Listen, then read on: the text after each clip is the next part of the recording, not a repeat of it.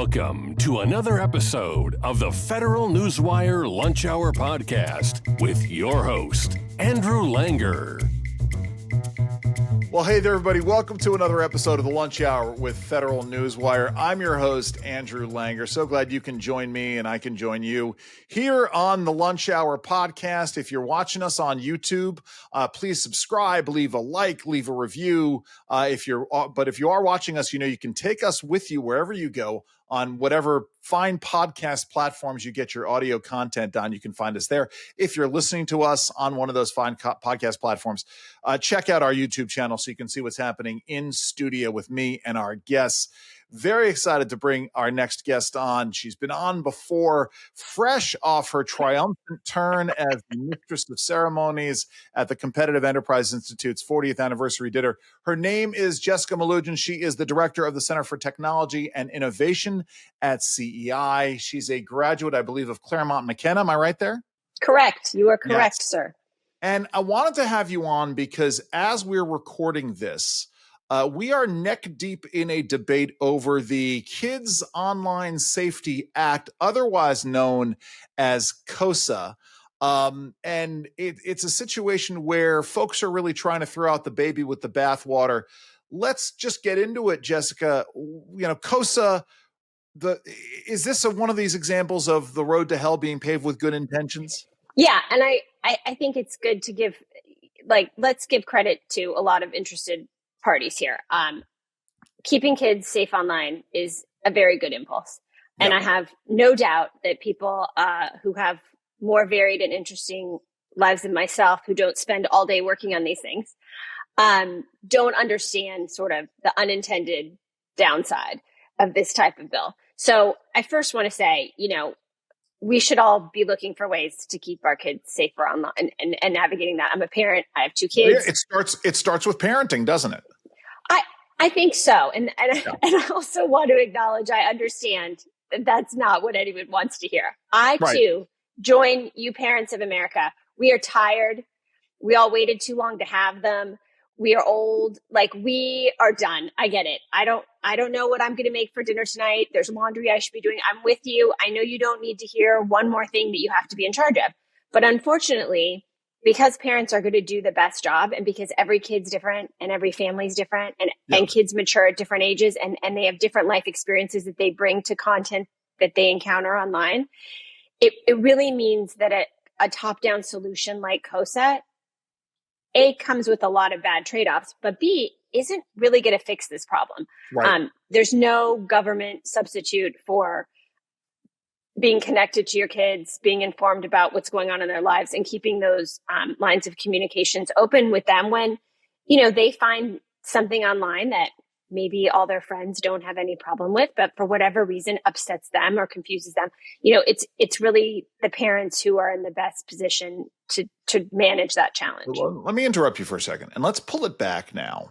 And let's talk about the problem that KOSA is supposed to solve. What is the problem that KOSA is supposed to solve even? Well, I in fairness to its supporters, I think that it springs from the good intentions of concerns that people have about some of the content that kids are encountering online. Fair. Also, the psychological effects of the amount of time spent online, what they're seeing online. Okay. And I think there's a little bit of targeted advertising concern thrown in there. There's some data stuff in the bill where they don't the idea of their kids' data being used to more accurately target them with ads. But I think it's mostly a content question. Yeah. And I think that, there's probably a large swath of content that we can agree we don't really want any kids exposed to. There's a large amount of content I don't want to be exposed to that's available on the internet, right? There's some easy calls. There's some really easy calls. But there's actually a lot of stuff that is in the gray area that, one kid might find very educational about nutrition or fitness. And then the other kid who's maybe struggled with body image concerns or had an eating disorder would find triggering, right? So that's like a perfect example of speech that we can say is obviously constitutionally protected, right? That's constitutionally protected speech, but it's going to have different impacts on different people because we're individuals, which brings us back to our parents are probably the ones best equipped to navigate that. Yeah. But so, I mean, but that's just it. I mean, listen, I remember when, Saturday morning cartoons were all full of, ads for sugared cereals. And I believe there was regulations put out about that, but also the cereal companies wound up changing the formulas of their cereals so that it wasn't all about sugar, right? I remember when Honey Smacks were called Sugar Smacks. Oh, those are the days. And they continue to be delicious under any name. Yes. Yes. Actually, there was a huge late 70s, early 80s. There was a big push over at the Federal Trade Commission, which interestingly is the enforcer on this COSA bill, would be the enforcer, that they were really concerned about those sugary ads on Saturday morning cereals. And that's one of the things that for the first time ever got Congress to say, okay, FTC, we're cutting your funding because you're out of control, and earn them the nickname, the national nanny. That was a big reset. So you're on point to bring up that example, and then understanding, of course, that childhood obesity has continued to, grow at epidemic levels, since then. So yes. Yeah, right. I think that is probably a more complex situation than sugary cereal ads. I think we can say that. Let's hold on to this for a second, because there is this impulse. You and I have spent some time talking about the Federal Trade Commission. We've talked about sort of the independent agencies, just spent some time on the radio talking about Lina Khan, who, for whatever reason, is allowed to remain as FTC chairwoman, despite the fact that her term ended last week as we're recording this. But the FTC is trying to gain enormous power in areas where they had no power before. So whether it is AI and speech issues, and Lina Khan sort of making pronunciations there, it's a bad idea to give them this power, at least as clear as I can tell. And then, of course, the deck is stacked against anybody. I say the deck is stacked against anybody who finds themselves having run afoul of the FTC. Talk a little bit about the FTC in power, a little bit more. So the FTC under the Biden administration has been pursuing a massive expansion of its power, as you say. Yeah. It has rewritten merger guidelines. It has done away with some of the guardrails that had been sort of bipartisan institutional holdovers.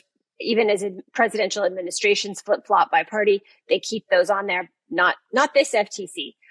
They've cast those off, and they're obviously going after big tech, but that's grown, and now they're going after kind of any merger that they feel like is too big. They're trying to do rulemaking, which is a constitutionally questionable move on their part. And what I want to say is, even if you love this current FTC and you agree with them, right, you might not love who's in the next FTC, right? Or the next FTC. It's not.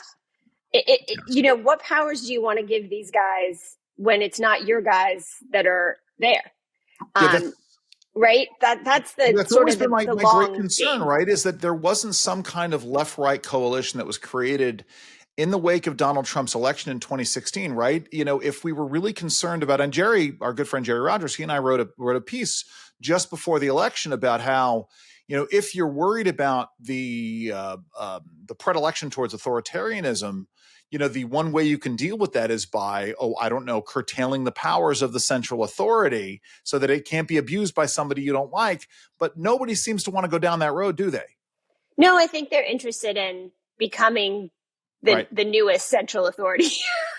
And I think, absolutely. Right. That's the short-term goal. The great failure of the 1960s was the fact that we didn't recognize, I've said this before, that you had all of this abuse of federal executive branch power in the 1960s and going into the 1970s. And rather than curtail that power, which is the way that we ought to do things, the other side said, oh, well, we want this power for, when we're in charge of things. And that's a real problem. By the way, as we're getting the New York Times book editor and the New Yorker talking about torching the Constitution. I mean, Sorry, your thoughts on this? I mean, I know this is far afield from your work doing innovation, but this is important. No, it's not, because I think it's just human nature that people who think they know better feel soothed when they can force that opinion on everyone else. But the genius of our Constitution is that at some point we had this kind of magic moment where these group of brand new Americans got together and said, wait a minute, why don't we try something new here and just limit our and in doing that, they limited themselves. And that's such a rare thing in history, right? When you see people of power put limit, it happens. But we're not in that moment right now, I don't think, from the left or the right. Everyone's kind of fighting over what rules are you going to force on everyone, as opposed to saying, why don't we limit the rules to the rule of law, and you don't get to hurt anyone else, and let people maximize sort of their individual capacity to manage the content of the internet in their own home, right? Like we can do this. It's one more thing to do. I agree, but it's better done at the individual level. All right, I'm going to get to this question in a second. Just before we all came on, Jessica and I were reminiscing, and I was pulling out all kinds of old CEI memories. And one of the things that I just popped into my head was a conversation. I will never forget this, having a conversation with Michael Grieva, famous the man, Michael the Grieva. Legend. Yeah, the legendary Michael Grieva in the CEI boardroom, talking about how the answer to speech we don't like is more speech. And he went on from a very important lesson there. I actually saw his wife at the CEI dinner, the aforementioned CEI dinner, which was very nice.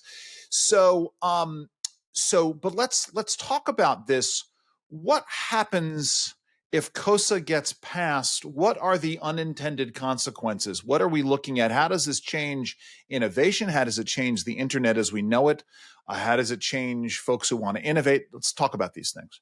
Okay, so what COSA says is, hey, big online platforms, you have it's called duty of care. And that means you should know which users are minors.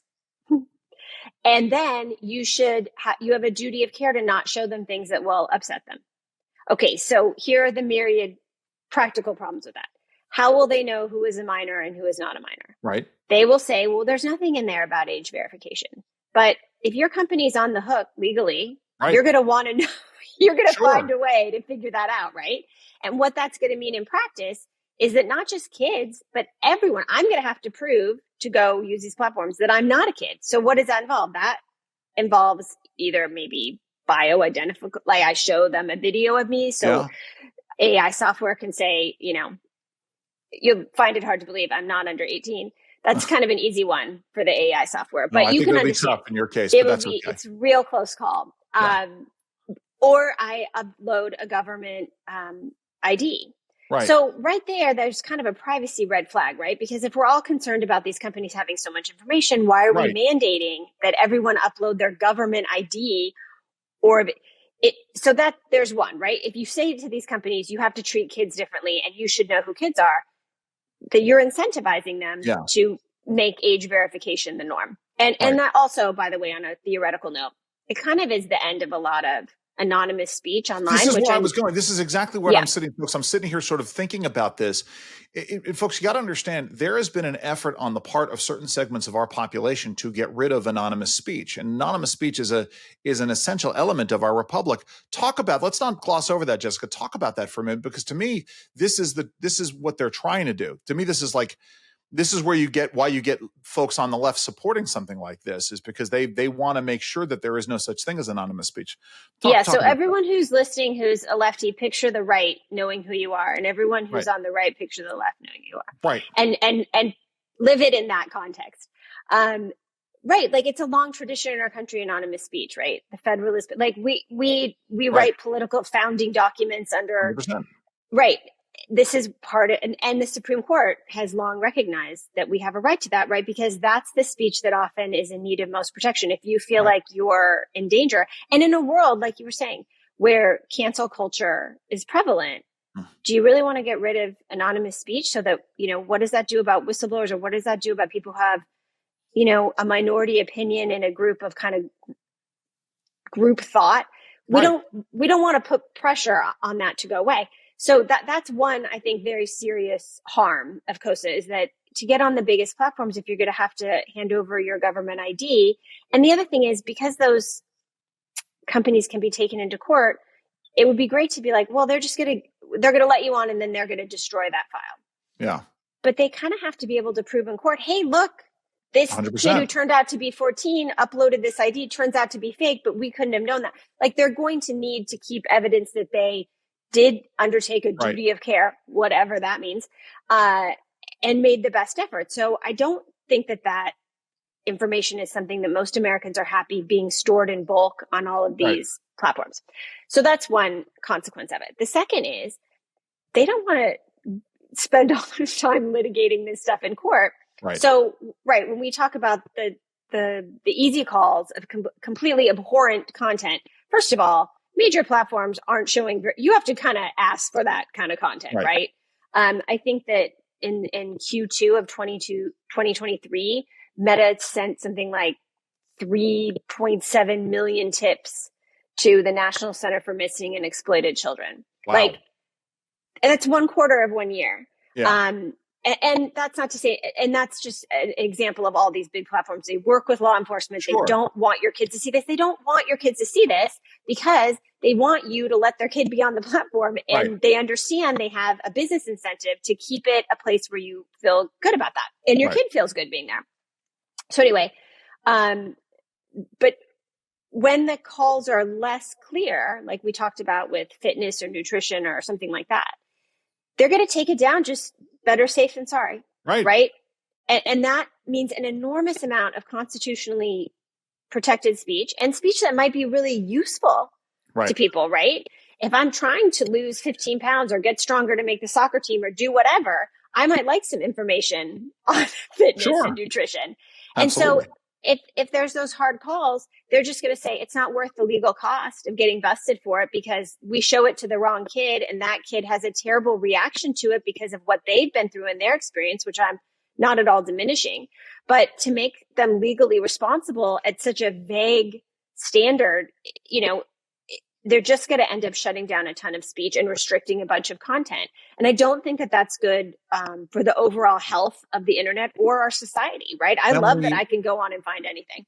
And we know now, how difficult it is once something gets flagged on one of these platforms to turn around. I mean, that's always been one of my problems, right? Is to me there is a trade issue, that is involved in all of this, right? The idea of if I put something up, if I have a group that has 500 followers, or a page on Facebook or Meta, whatever it is that has 500 followers, and I put something up there, I want all 500 of my followers to see it. But that's, again, that's a different thing than what we're talking about here. This gives them the pretext to remove content, and you're already having a problem getting some kind of an appeal done. And now then all of a sudden there's a whole extra layer that's out there, isn't there? Yeah, there's more incentive that, anytime you increase the liability on this stuff for these platforms, you are creating incentive for them to take down more content. I mean, I wish that's something that more people on the right understood, because if they think that chairwoman of the FTC, Lena Khan, is going to be their warrior for keeping up conservative content online, like, you've lost your mind. And I can say that, with both sides. Like, I would not count on my team being in to protect free speech. I would count on First Amendment protections to keep free speech flowing, even speech I didn't disagree with.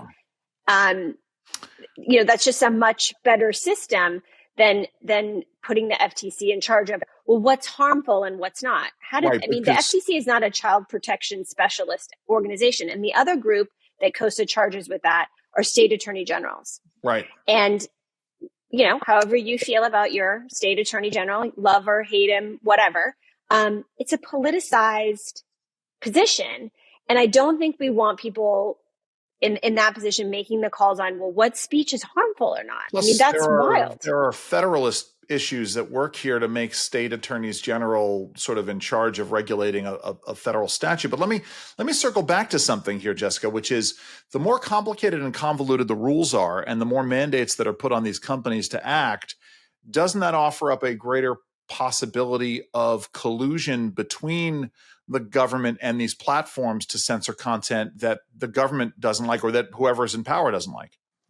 Yeah. And the thing that's interesting is, the Trump administration in many ways sort of went after these platforms because they didn't agree with their content moderation practices and felt there was a bias. But the Biden administration has been a little more aggressive in some ways by, what the Twitter files showed is going sort of behind the scenes and saying, this is a nice little platform you have here. It'd be a shame if something happened to it. Right.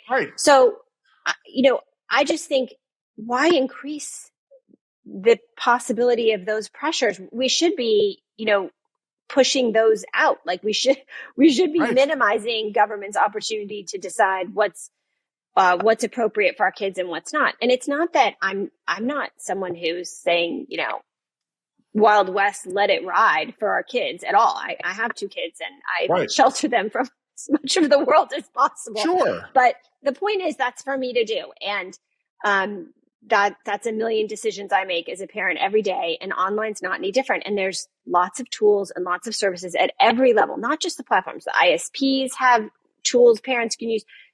We're just still learning about this as parents. I think that's part of it, right? Where we are like concerned about our kids and what they're seeing, but it's kind of a knee-jerk reaction to be like, oh, could the federal government just fix it? I'm here to tell you, no, they cannot. But it is fixable. It is manageable. And it's getting easier and easier every day because there's such a profit incentive for people to solve this problem for parents, right? Right. Until you start passing all these laws, and then that kind of virtuous cycle of innovation to solve this problem gets short-circuited because people think, oh, well, the government's got it. Well, they don't. And I'd like to personally see like more innovation on this that empowers parents to make these decisions. So, but let's talk about AI. And A, does AI have a role in solving this? And then B, these calls for sort of greater regulation of AI. How does that? What's going on with that?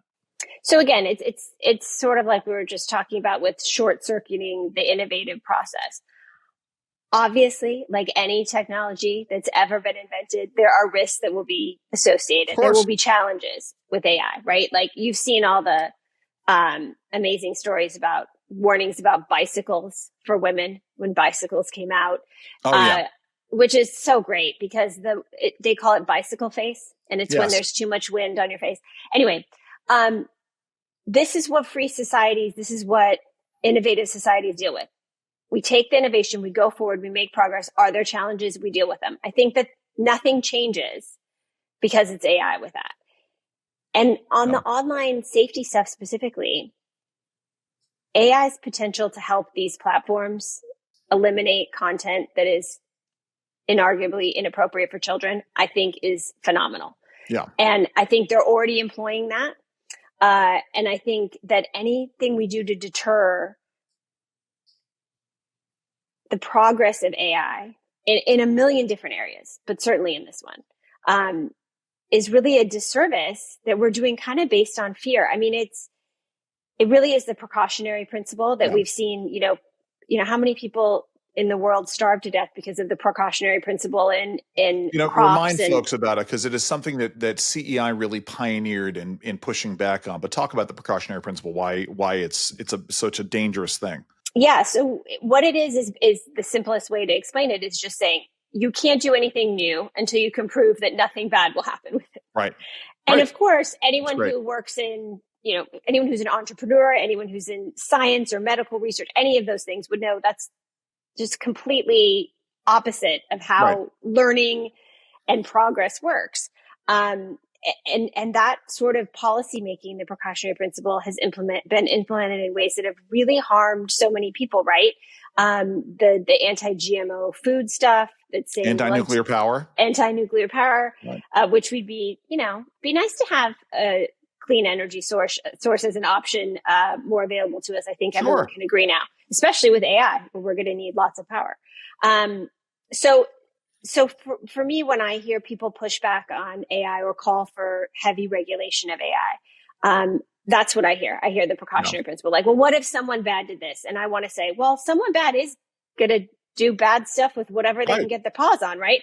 That's not how we live. Like, Americans know that you can't eliminate risk to zero, and we can deal with problems as they come up. Diesel fuel is a good thing. Fertilizer is a good thing. It takes a bad person to put them together to make a bomb out of it. I mean, that's just the way it is. It doesn't mean we throw out diesel fuel. It doesn't mean we throw out fertilizer. I will tell you, Jessica, I will not be worried about AI unless and until it can solve the problem of when I buy something on Amazon, or I buy a plane ticket somewhere, or I make a hotel reservation somewhere.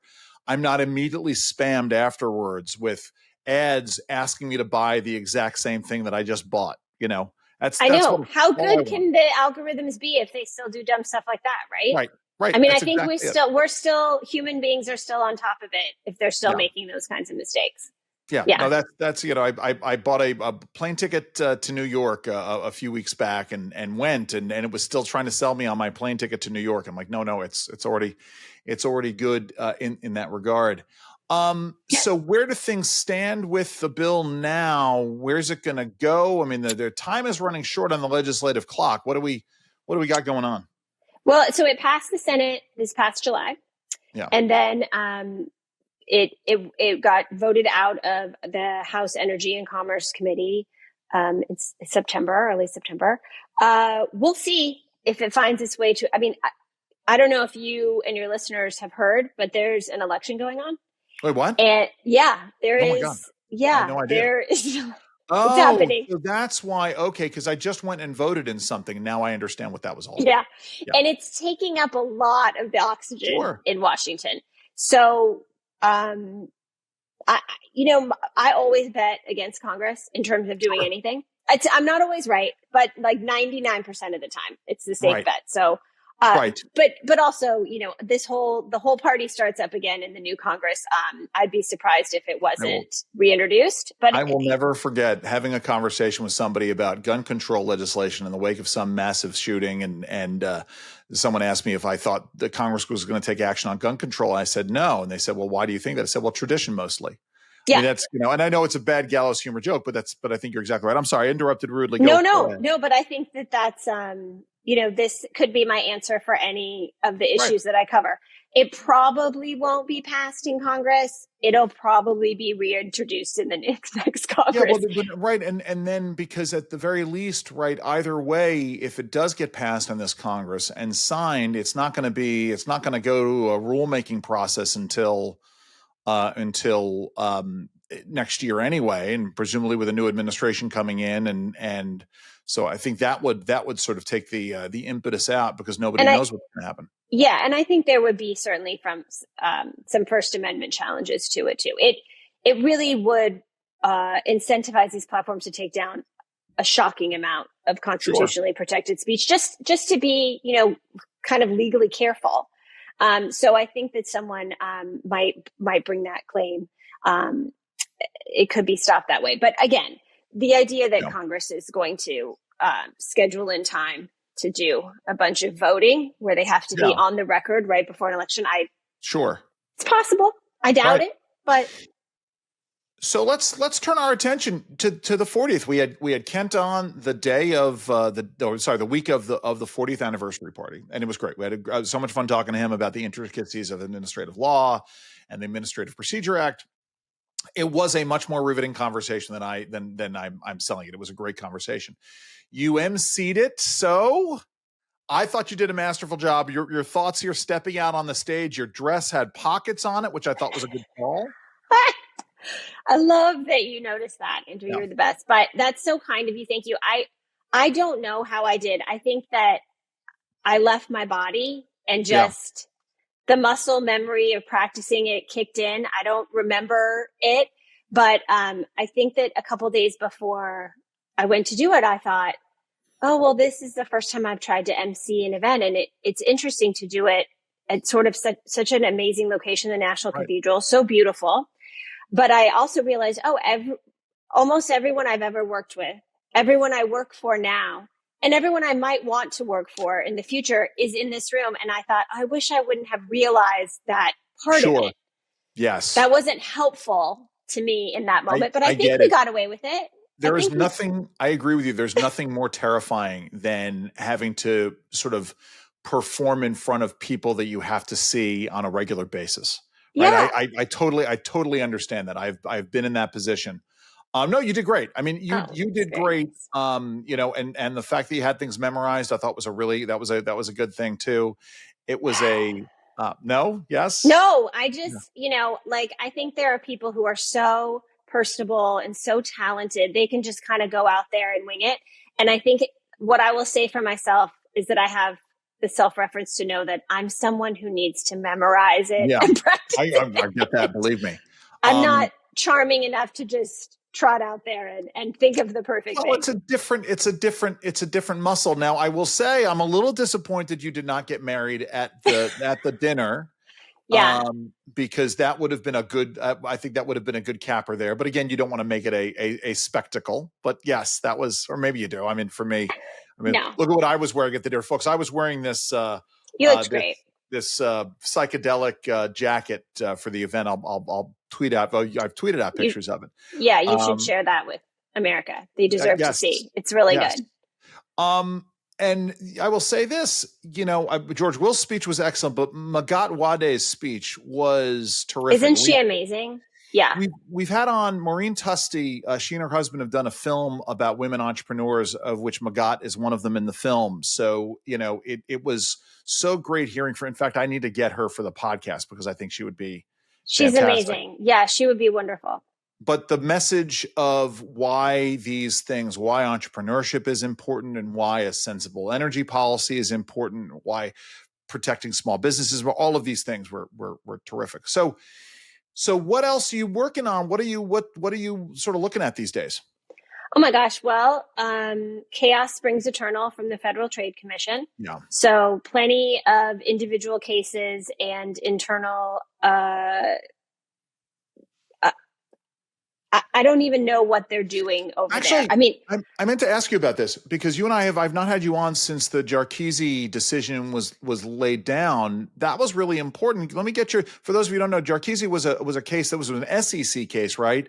But it sort of tested this thing you and I have talked about, which is the amount of power that these administrative courts have. In the Jarkizi case, it was about whether or not an administrative court could pursue somebody criminally. You must have been pretty buoyed by that. How does this affect places like the FTC and the FCC, or does it? Yeah, I think, again, most normal Americans may not even know because they're doing better things with their time. But a lot of these agencies have internal courts. Yeah. So they're these kind of extra constitutional things. Yeah. They're not Article 3 courts. They're just, and they're used to sort of try these cases in this, to be unkind, kangaroo courts. Yeah. That being said, many of them are staffed by very competent, law-abiding professionals, and I don't mean to discount that at all. It just isn't an Article 3 court. Right. And when the FTC drags you into theirs, it used to be, until the Supreme Court recently weighed in and changed this, that you had to go through that internal court process, which could take years. Wow. And is obviously being, tried and judged by the FTC, right? So there's a little problem there. Right. You can't serve as judge and prosecutor is problematic. I think most people would understand. But you'd have to go through that whole process, which can be expensive, time consuming, distracting, especially if you're a small or medium business, you don't have all the resources in the world to devote to that.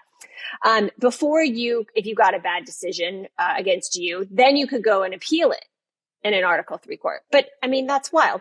So I think there's a lot of reforms that could happen at these agencies that would bring them much more in line to the constitutional standards of what Congress should be able to delegate, right? Congress should not be able to delegate a magical, imaginary, made-up court inside of an executive agency. I mean, I'm sorry, but there's, a lot of good consumer protection work the FTC could be doing, right? Fraud, whether it's the most breaking technology in fraud with AI or the oldest, scam in the book, great, no problem. Right. But having these internal courts where, and this FTC now has even started overturning their own judges in their own courts when they don't like That's the answer. Right. I remember this. Yes.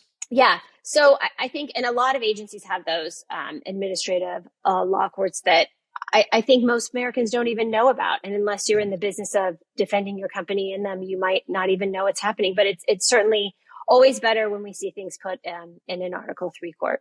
Well, there you go. Jessica, listen, I only have one quibble with the CEI dinner, and that's that I was not invited to be in the CEI movie. Oh, well, we can fix that. Yeah. There's always another year. There's always another movie. We'll fix it in post. Yes, I would like to, on my bucket list, I want a sandwich named after me at a deli. I've already. What if we have in the script, there's an opportunity to have a sandwich and we name the sandwich and you're in the movie? We could get two done. There we go. We do it both. The Langer. I like it. I love it. Jessica, really well done. Thank you so much for joining us today. How do folks find out more about the good work you're doing over at CEI? CEI.org. Come see all of us. CEI.org, and you can find Jessica on Twitter and elsewhere. Jessica Melugin, Melugin. Well, you'll find it on. Wow, good job, yes. Andrew. It's more than some of my family members get right. Thank you so much for having me, Andrew. It's always such a pleasure to talk to you. Always good. So this has been yet another episode of The Lunch Hour with Federal Newswire. As always, you can find us here. If you're watching us on YouTube, you can take us with you wherever you go on whatever fine podcast platforms you're gathering your podcast content. If you're listening to us on one of those podcast platforms, come and check us out in the studio. Check out our YouTube channel. I've been your host. I'm Andrew Langer. Enjoy the rest of your lunch. This has been the Federal Newswire Lunch Hour Podcast, hosted by Andrew Langer. Check out the Federal Newswire's family of websites, as well as their social media stream.